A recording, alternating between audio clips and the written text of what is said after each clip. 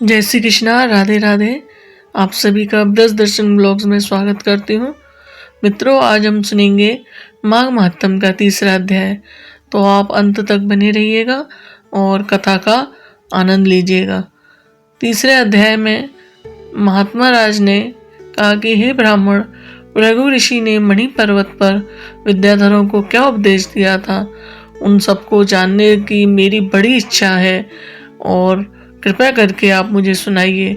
वशिष्ठ जी बोले, हे राजन, एक समय 12 वर्ष तक वर्षा न होने से व सूखा के कारण प्रजा त्राहिमाम करने लगी। तब और वेद पाठ भी रुक गए। पृथ्वी पर फल फूल अन्न और जल का पूरी तरह अभाव हो गया। तब भृगु ऋषि ने, जो अपने आश्रम को त्याग कर अपने शिष्यों के साथ हिमालय पर्वत पर चले गए, वहाँ कैलाश पर्वत के पश्चिम की ओर मणि पर्वत के नीचे के भाग में स्फटिक शिलाएं हैं।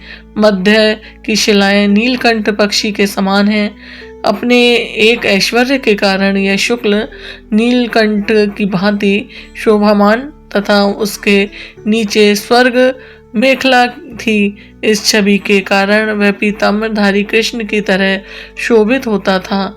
उसमें से एक दिव्य ज्योति निकलकर आसपास के वातावरण को शोभायमान करती रहती थी। पर्वत की कंदराओं से किन्नरियां तान उड़ाती घूमती रहती थीं। सूर्य की किरणें उड़ने पर पर्वत की शिलाओं से इंद्रधनुष के रंग की किरणें दिखाई देती थीं। इस मनोहर छवि वाले पर्वत के निचले भाग में विद्याधर अपनी पत्नियों के साथ भृगु घास पर विहार करते थे। पर्वत पर बनी रमणीक गुफाओं में संसार का त्याग कर आए हुए महात्मा दिन रात तपस्या करते थे। उस पर्वत की कंदराओं में बैठकर महात्मा रुद्राक्ष की माला हाथ में लिए महादेव जी की भजन करते थे। चारों ओर का वातावरण सुंदर और शांत था। झरनों से गिरने वाला जल कल कल शब्द करके बहता रहता था। उस पर्वत की कंदरा में हाथी अपने बच्चों के साथ दिखाई देते थे। प्रत्येक पशु पक्षी मानो हर बोलियां बोलते थे। देव यज्ञ अप्सरागण किन्नर आदि विहार करते थे। राजा ने पूछा, हे मुनि, यह पर्वतराज बहुत ही आश्चर्यजनक है। वह कितना ऊंचा और कितना विशाल है। वशिष्ठ जी ने कहा, यह पर्वत 36 योजन ऊंचा है। उस पर अनेक प्रकार के वृक्ष तथा उत्तम लताएं शोभा पाती हैं। क्योंकि भृगु जी पृथ्वी पर दुर्भिक्ष पड़ जाने के कारण उस पर्वत पर गए थे, अतः उस पर्वत के वातावरण को देख अति प्रसन्न हुए थे। उन्होंने उसी पर निवास करने का विचार किया। एक सुंदर कंदरा में वे निवास करने लगे और भृगु जी तपस्या करने लगे। इस प्रकार जब भृगु ऋषि वहां पर अपने आश्रम पर रह रहे थे, तो एक विद्याधर अपनी पत्नी सहित उतरा। वे अत्यंत दुखी थे। उन्होंने भृगु ऋषि को प्रणाम किया और ऋषि ने बड़े मीठे स्वर में उनसे कहा कि हे विद्याधर, तुम बड़े दुखी दिखाई देते हो, इसका क्या कारण है? तब विद्याधर कहने लगा कि महाराज, पुण्य के फल को पाकर, स्वर्ग पाकर तथा देवतुल्य शरीर पाकर भी व्याघ्र जैसा मेरा मुख है। मेरे दुख और अशांति का यही एक कारण है। न जाने किस पाप का फल है।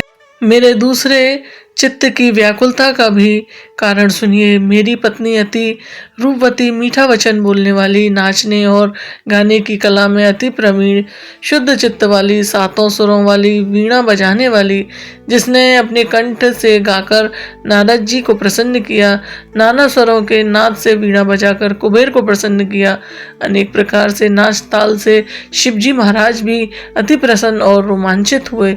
शील, उदारता, रूप तथा यौवन में स्वर्ग की कोई अप्सरा भी इस जैसी नहीं होगी। कहाँ ऐसी चंद्रमुखी स्त्री और काम है व्याघ्र मुख वाला। यही चिंता सदैव मेरे हृदय को जलाती रहती है। विद्याधर के ऐसे वचन सुनकर तीनों लोकों की भूत, भविष्य और वर्तमान की बात जानने वाले तथा दिव्य दृष्टि वाले ऋषि कहने लगे, हे विद्याधर, कर्म के विचित्र फलों का प्राप्त होकर ज्ञानी पुरुष भी मोह को प्राप्त हो जाते हैं। मक्खी के पैर जितना विष भी प्राण लेने वाला हो जाता है, छोटे छोटे पापों का फल भी अत्यंत दुखदायी हो जाता है। तुमने माघ मास में एकादशी का व्रत करके द्वादशी ना आने तक शरीर में तेल लगाया, इसी पाप का कर्म व्याघ्र हुए। एकादशी के दिन उपवास करके द्वासी को तेल लगाने से राजा पुरूरवा ने भी कुरूप शरीर पाया था। अब वह अपने कुरूप शरीर को देखकर दुखी होकर हिमालय पर्वत पर सेव सरोवर के किनारे रह गया और प्रतिपूर्वक शुद्ध स्नान कर कुशा के आसन पर बैठकर भगवान कमल नेत्र शंख चक्र गदा पद्मा के धारण करने वाले पीताम्बर पहने हुए वनमाला धारण किए हुए विष्णु भगवान का चित्त करते राजा पूर्वा ने 3 मास तक निराहार रहकर भगवान का चिंतन किया।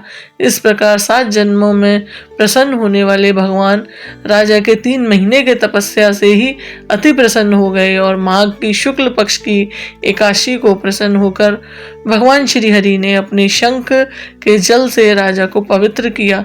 भगवान ने उसके तेल लगाने की बात याद दिलाकर सुंदर देवताओं का सा रूप दे दिया, जिसको देखकर उर्वशी भी उसको चाहने लगी और राजा कृतज्ञ होकर अपनी पुरी को चला गया।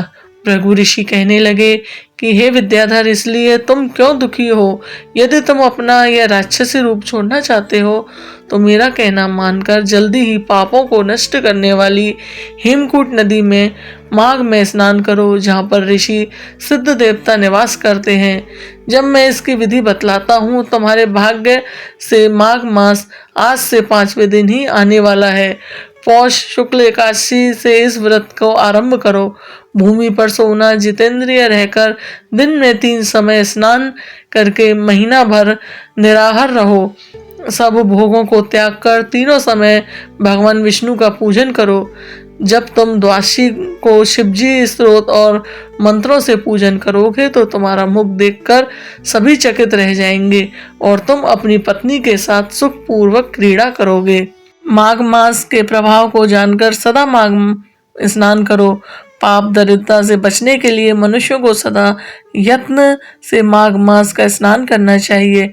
स्नान करने वाला इस लोक तथा परलोक में सदा सुख पाता है। वशिष्ठ जी कहते हैं कि हे दिलीप, भृगु जी के यह वचन सुनकर वह विद्याधर अपनी स्त्री सहित उसी स्थान पर पर्वत के झरने में माघ का स्नान करता रहा।